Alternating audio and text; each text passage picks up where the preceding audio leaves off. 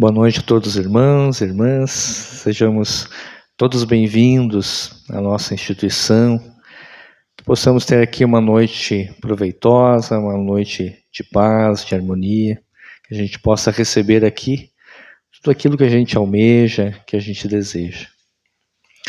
Para a gente iniciar as atividades da noite de hoje, eu vou ler uma pequena mensagem que está no livro Respostas da Vida, de autoria de André Luiz, o Espírito André Luiz, pelo médium Francisco Xavier.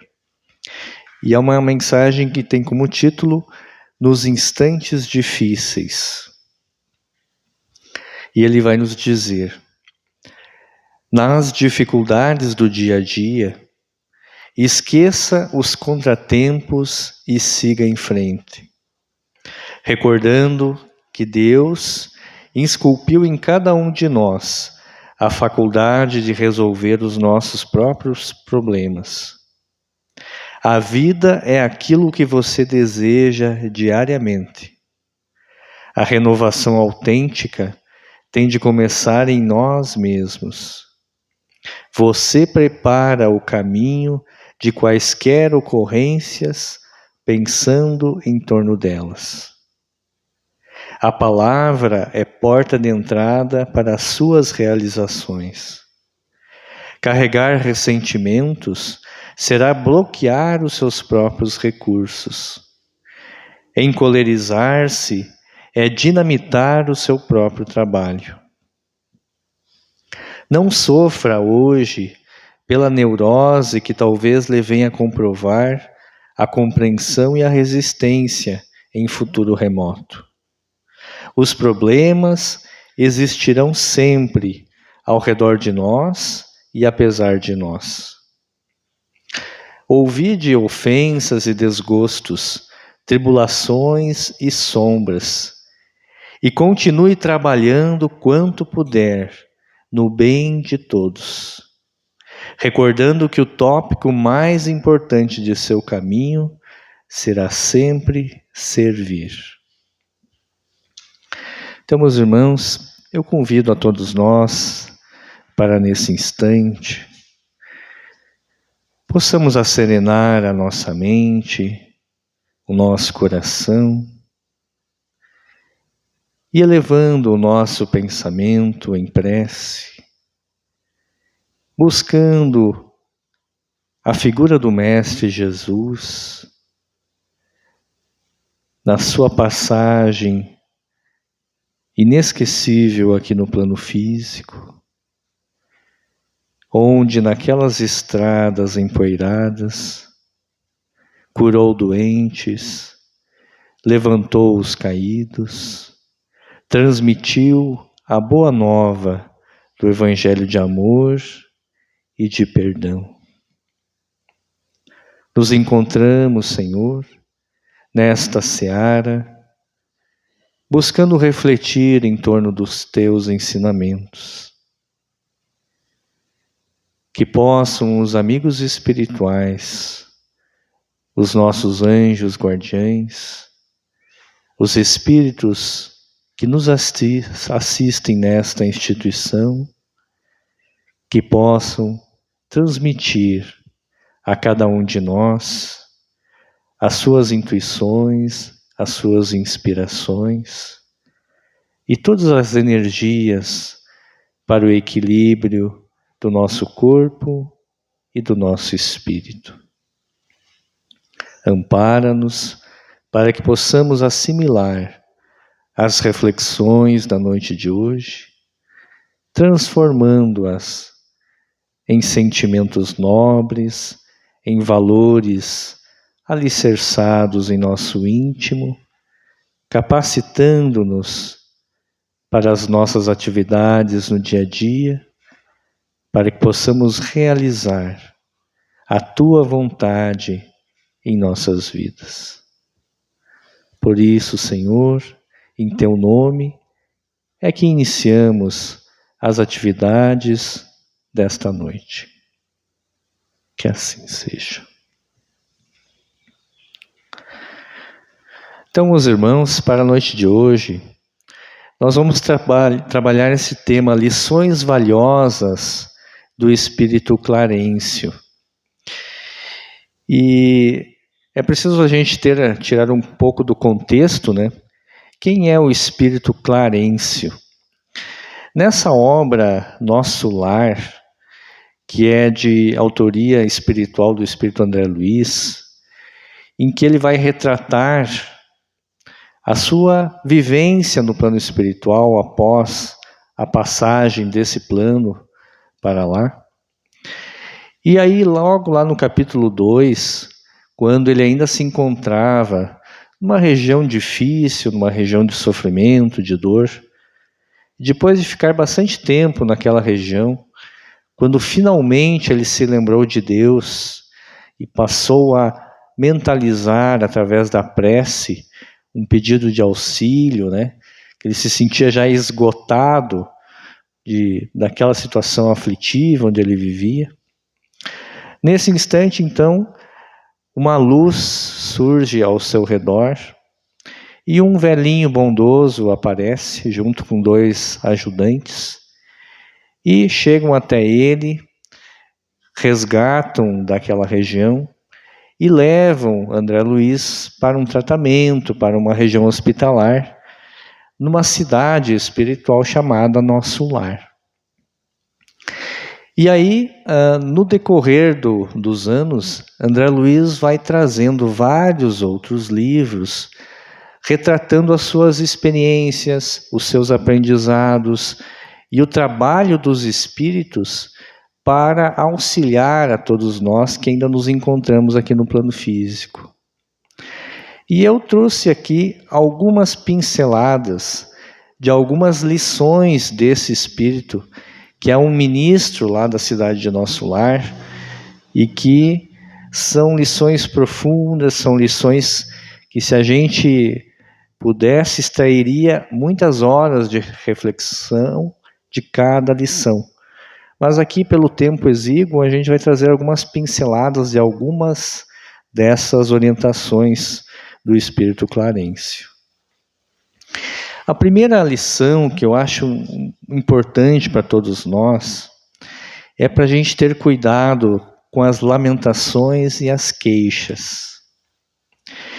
E é interessante, quando André Luiz é levado lá para o hospital e se encontra lá em tratamento, um dia o Clarencio vai até ele no leito, lá no hospital, no quarto, e pergunta como é que estão as coisas e tal. E André Luiz passa a lamuriar-se, a se queixar do sofrimento que havia passado, enfim, que ele se sentia o último dos últimos, uma situação muito difícil. E aí eu acho interessante o diálogo que se dá quando o Clarencio vai perguntar para ele: meu amigo, deseja você de fato a cura espiritual? Ante a sua resposta afirmativa, ele continuou. Aí diz Clarencio então: aprenda então a não falar excessivamente de si mesmo, nem comente a própria dor. Lamentação denota a enfermidade mental de curso laborioso e tratamento difícil. É indispensável criar pensamentos novos e disciplinar os lábios. E aí Clarencio informa que estaria ao lado de André Luiz para resolver as dificuldades e estruturar os projetos para o futuro, mas que ele não dispunha de tempo para voltar às zonas estéreis da lamentação. E eu acho isso uma lição importante para nós, que a gente tem uma espécie de um vício de reclamar. A gente reclama porque está quente, a gente reclama porque está frio, a gente reclama porque está chovendo, porque tem sol. A gente reclama porque alguém não nos cumprimentou, a gente reclama porque o nosso time perdeu. Nós temos uma tendência a valorizar excessivamente aquelas pequenas coisas da vida que não estão exatamente como nós gostaríamos. E quando a gente passa a mentalizar um círculo vicioso aquilo que é o imperfeito, aquilo que é o desgostoso, nós vamos pintando de cinza a nossa vida. Nós vamos perdendo oportunidades para identificar as ocasiões para sermos úteis, para sermos mais felizes, mais produtivos, aproveitarmos os instantes de relacionamento com as pessoas que a gente ama. Aquela história, né? Às vezes passa o tempo e a gente olha para trás, mas eu era feliz e não sabia. Mas hoje você também é feliz, só que as circunstâncias são outras. E se a gente estiver mais disciplinado na maneira como a gente enxerga a nossa realidade, cada vez a gente vai ser mais feliz e mais capacitado para a luz, para aquilo que é o mais perfeito, que é o mais nobre. Clarencio vai nos falar muito também sobre a lei de causa e efeito.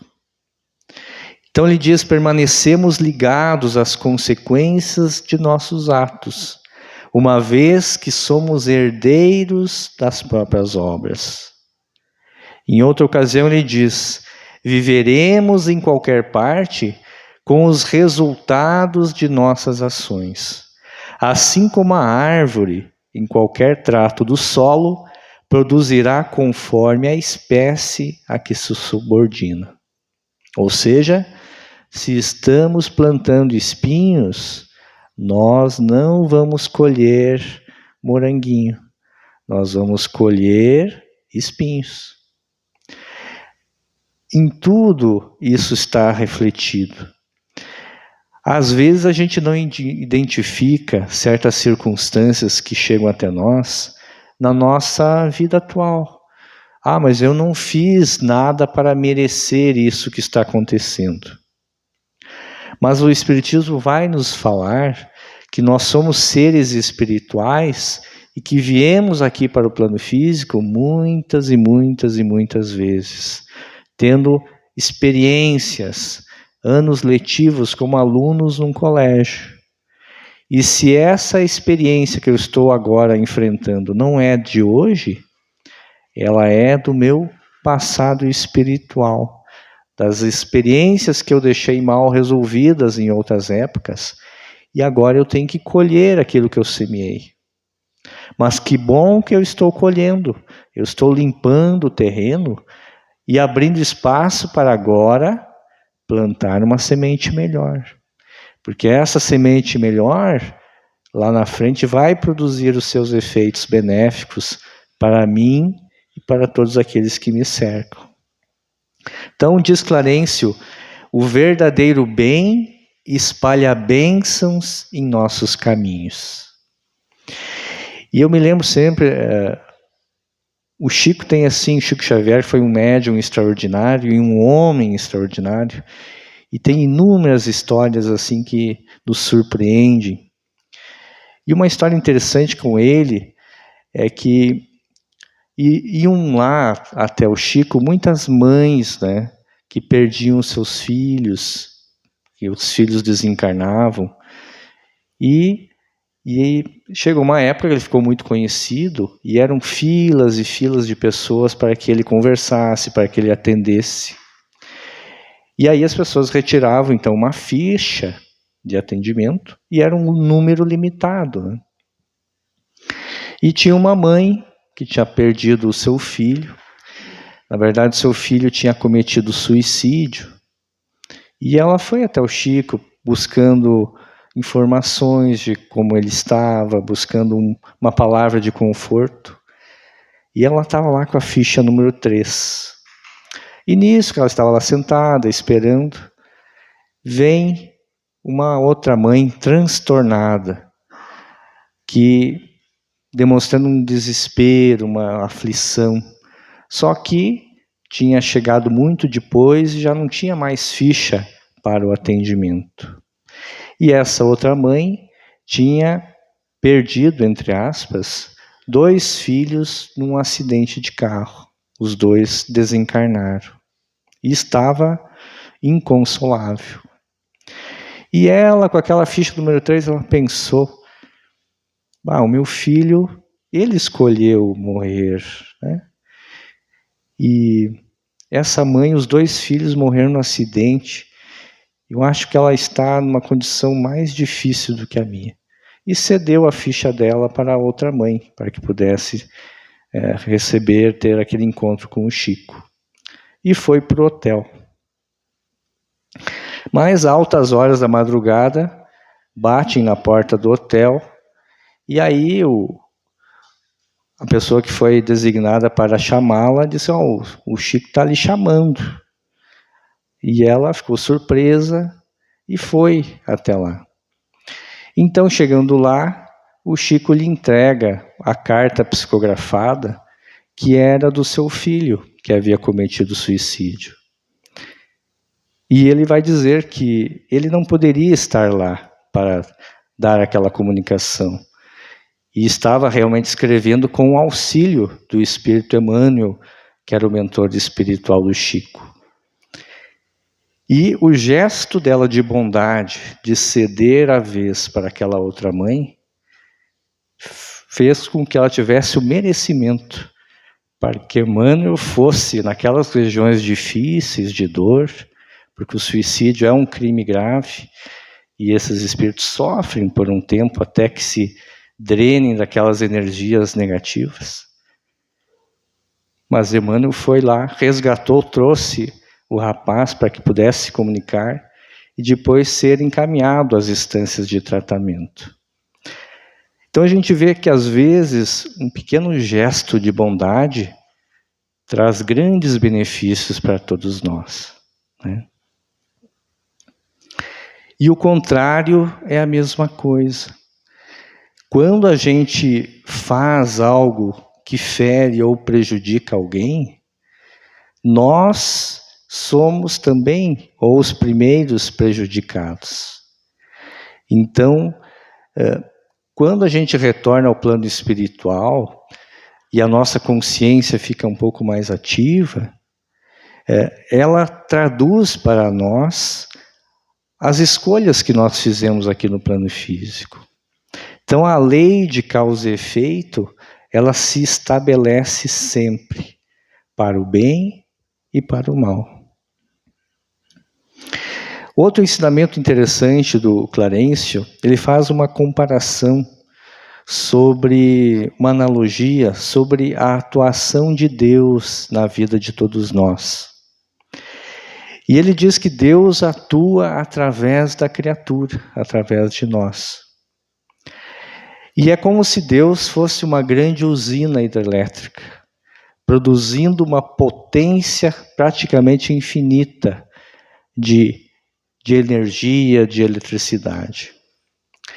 Cada um de nós somos como que transformadores, e cada um tem uma capacidade de assimilar parte dessa energia e traduzir para aquele que precisa, como um transformador que nos permite que a lâmpada consiga assimilar e produzir a sua luz. Então ele vai dizer que Deus se utiliza de cada um de nós para que se cumpra a sua vontade na vida. Então cada um de nós deve estar sempre se pensando, assim se perguntando, o que Deus espera de mim. Antes de tomar alguma decisão importante, quando a gente faz uma prece, busca uma inspiração, para que a nossa decisão, o nosso caminho, reflita o que essa potência superior está dizendo. Muitas vezes, infelizmente, dadas as nossas imperfeições, a gente meio que corta o fio, né? E deixa de estar conectado a essa fonte maravilhosa, por nossa livre escolha. Mas quando nenhum de nós está capacitado para assimilar o que esse transformador, essa potência divina procura dizer, Clarencio vai dizer lá: Deus tem estradas onde o mundo não tem caminhos. Eu acho maravilhosa essa frase. Quando não há solução aparente, quando ninguém pode nos ajudar, Deus tem as estradas. E não é uma picadinha, um espaço difícil de atravessar. Deus tem uma estrada pavimentada e espaçosa para que a gente siga à frente.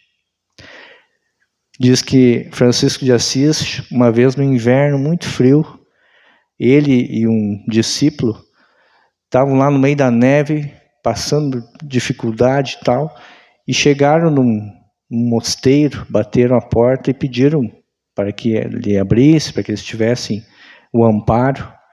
E o sujeito lá abriu pelo cantinho da porta, assim, fechou e não deixou eles entrar. E aí ele começou a sorrir e a vibrar, a ficar feliz. E o discípulo disse para ele: mas, mestre, nós estamos agora aqui ao desamparo, nesse frio, passando fome. E aí Francisco de Assis diz: eu estou feliz porque agora nós estamos nas mãos de Deus. E isso é fé, né? Quando a gente sabe que estamos nas mãos de Deus, não importa as circunstâncias, não importa nada. Se estivermos aptos a entender o caminho que Deus trilha para nós, nós sempre iremos à frente. Sobre o valor do mérito, então. Aqui é um caso interessante no livro em que André Luiz vai para uma audiência com o ministro Clarencio, junto com uma outra senhora, que eles iam em dupla para essa audiência. E a senhora, ela desejava ter autorização para vir aqui ao plano físico e auxiliar os filhos que ainda estavam encarnados. E aí Clarencio vai dizer que ela não estava em condições, mas ele pergunta para ela quantas horas de serviço ela já tinha doado à colônia espiritual. E ele foi relatando vários e vários serviços que ele havia disponibilizado em vários setores, e todos ela recusou. Trabalhou um pouquinho, mas aqui, não sei o quê. Ali. Enfim, e aí ele diz assim: para que qualquer de nós alcance a alegria de auxiliar os amados, faz-se necessária a interferência de muitos a quem tenhamos ajudado, por nossa vez. Os que não cooperam, não recebem cooperação. Isso é da lei eterna. Então, que a gente possa ter sempre em mente que a gente tem que primeiro semear, que a gente tem que tratar o solo, que a gente tem que oportunizar que o tempo traga para nós os frutos das nossas boas intenções, das nossas ações. Nós temos uma tendência sempre que venha a mim o meu reino, né? Que as coisas cheguem até nós, que os outros nos sirvam. Quando a lei divina nos pede, faz primeiro a tua parte, angarie méritos, para depois você poder usufruir. Ele vai nos falar sobre o valor do pensamento. Quando ele diz, todas as nossas aspirações movimentam energias para o bem ou para o mal. Por isso mesmo, a direção delas permanece afeta à nossa responsabilidade. Então ele diz, somos filhos, depois ele fala sobre o trabalho também. Somos filhos da eternidade, em movimentação para a glória da verdadeira vida. E só pelo trabalho, ajustado à lei divina, alcançaremos o real objetivo da nossa marcha. Então eu preciso direcionar o meu pensamento para as coisas úteis, para as coisas nobres. E quando a gente fala em trabalho, a gente está falando que toda ocupação útil é trabalho. Muito além do trabalho remunerado propriamente dito. A dona de casa que cuida do lar, que produz o alimento para sua família, ela está trabalhando. O sujeito que vai para o colégio, está estudando, está se desenvolvendo, está trabalhando. Toda ocupação útil é trabalho. E como diz o ditado, né? A mente vazia é a oficina daquele que você sabe, né? Então a gente precisa estar com a mente ocupada com as coisas produtivas, com as coisas que façam um mundo melhor. Então o pensamento, como diz lá o Clarencio, ele é tão importante que ele é responsável por quase a totalidade das enfermidades humanas. Nós temos o pensamento muito indisciplinado, focado em coisas que não são agregadoras. E por isso nós vamos gerando ao longo do tempo inúmeras enfermidades para o nosso organismo. Às vezes não é desse tempo, às vezes é do passado, mas são marcas, e a enfermidade é como se fosse um dreno, um filtro, que vai trabalhando o nosso perispírito, limpando dessas impurezas, dessas influências. Só que se o meu pensamento continua vibrando em coisas ruins, é como se eu produzisse um lixo tóxico. E esse lixo vai circulando em todas as células do meu corpo, e aí aonde é aquele setor que é mais frágil dentro do nosso organismo, ele vai se ressentir.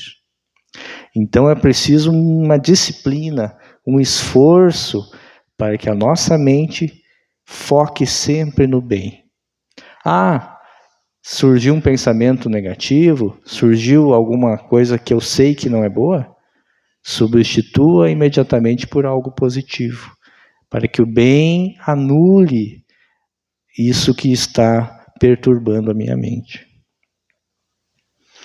E um bom caminho para que a gente possa equilibrar a nossa mente é a prece, a oração. E diz lá Clarencio, qualquer que ela seja, é a ação provocando a reação que lhe corresponde. Conforme a sua natureza, paira na região em que foi emitida ou eleva-se mais ou menos, recebendo as respostas imediatas ou remotas, segundo as finalidades a que se destina. E é interessante que a ciência já comprovou que quando eu oro, aumenta muito a circulação sanguínea na região do cérebro que é responsável pelo discernimento, pela racionalidade, pela tomada de decisão. Então, sempre que eu estou em dúvida sobre algo, faz uma prece, para que eu possa tomar uma decisão segundo essa inspiração superior, que sempre vem. Talvez não é no momento que eu quero, mas é no momento divino, é no momento que Deus sabe que é o melhor momento para mim. A prece sempre vai ter um efeito benéfico. Clarencio vai nos falar também do valor da dor. E ele diz, a dor é o grande e abençoado remédio. Reeduca-nos à atividade mental. E a gente estudava no grupo de estudo, né, do livro Entre a Terra e o Céu, quando ele fala que depois de Deus, né, e da sua vontade, a dor é a força capaz de mudar a nossa mente. E a gente conhece aquele ditado que se a gente não se modifica e se transforma pelo amor, a gente vai acabar se transformando pela dor. São mecanismos que a lei utiliza para que a gente avance, para que a gente se modifique, para que a gente dê o passo. Porque senão a gente entra na zona de conforto e não evolui. E uma das leis da divina providência, das leis divinas, é a lei de progresso, é a lei de evolução. Mais cedo ou mais tarde, o aguilhão da dor vai nos cutucar para que a gente caminhe. Clarencio vai nos falar também do valor do lar. E ele diz: as almas aprimoram-se grupo a grupo, à maneira de pequenas constelações, gravitando em torno do Sol Magno, Jesus Cristo. A gente tem a pretensão de amar a humanidade, amar a vida no geral, mas a gente precisa fazer os treinamentos.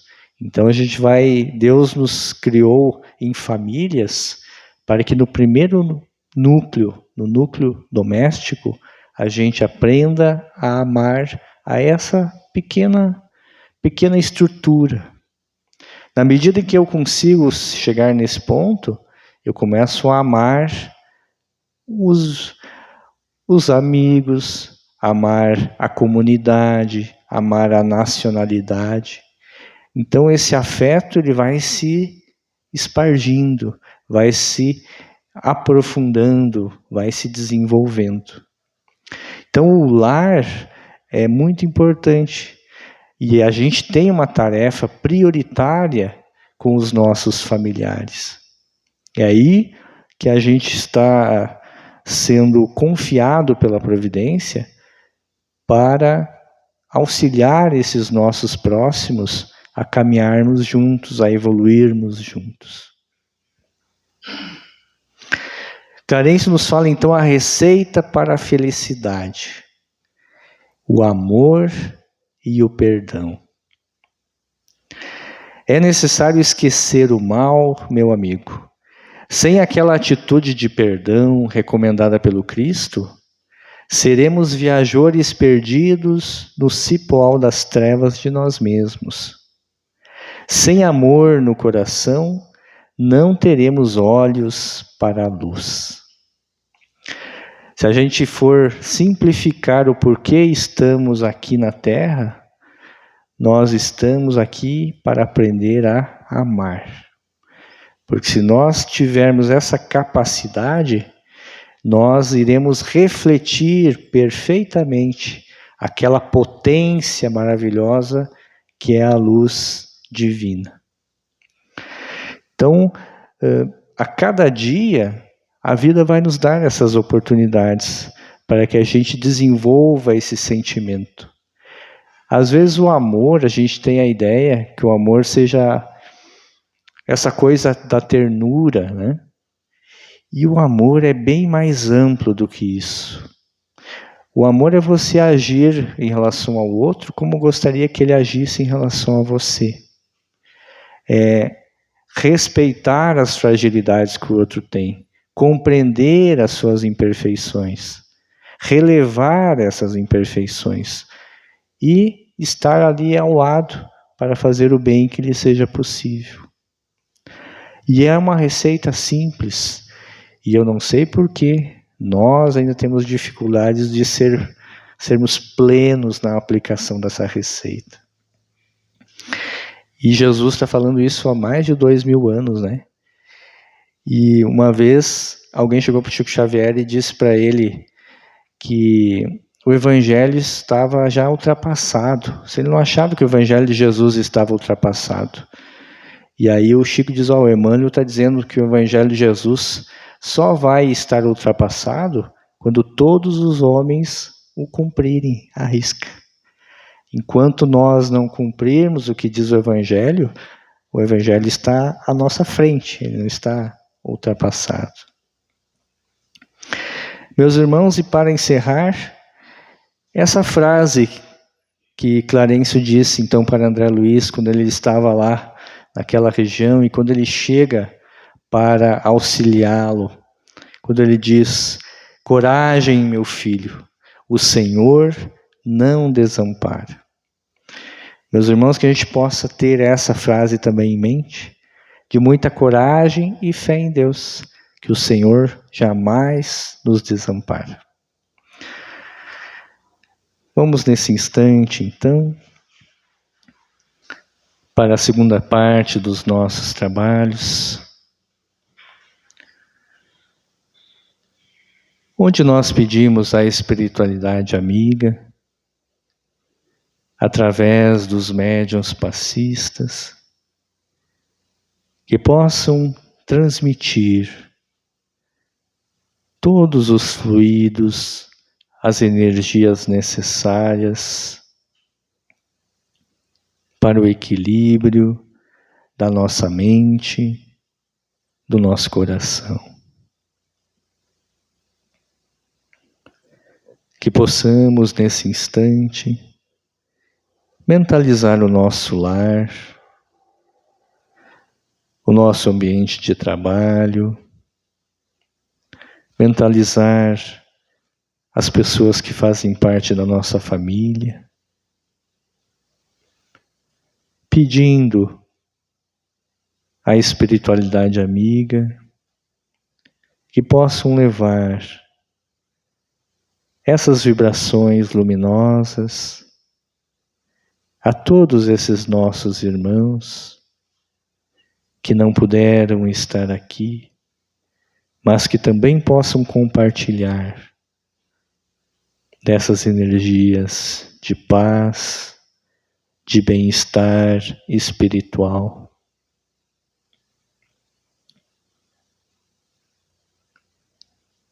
Que todos possam receber a inspiração da fé, da coragem, da esperança, que possam sentir, Senhor, a Tua presença amorosa. Auxilia-nos, Senhor, nesses tempos coletivos de desamor, de falta de perdão. Auxilia-nos para que possamos compreender o destino luminoso que nos espera. Ajuda-nos a entender a missão, a tarefa que nos compete, para que não sejamos obstáculos a este novo patamar espiritual que o nosso mundo se avizinha, mas que possamos colaborar com as Tuas legiões luminosas na implantação do Evangelho de amor. Ampara-nos, Senhor, ilumina os nossos corações. Pai nosso que estais em toda parte, santificado seja o vosso nome. Venha a nós o vosso reino, seja feita a Tua vontade, tanto na terra como no céu. O pão nosso de cada dia nos dai hoje. Perdoa as nossas ofensas, assim como nós perdoamos àqueles que nos têm ofendido. E não nos deixes cair em tentações, mas livra-nos de todo o mal. Porque Teu é o reino, é o poder e a glória. Santíssimo Deus e Pai Celestial.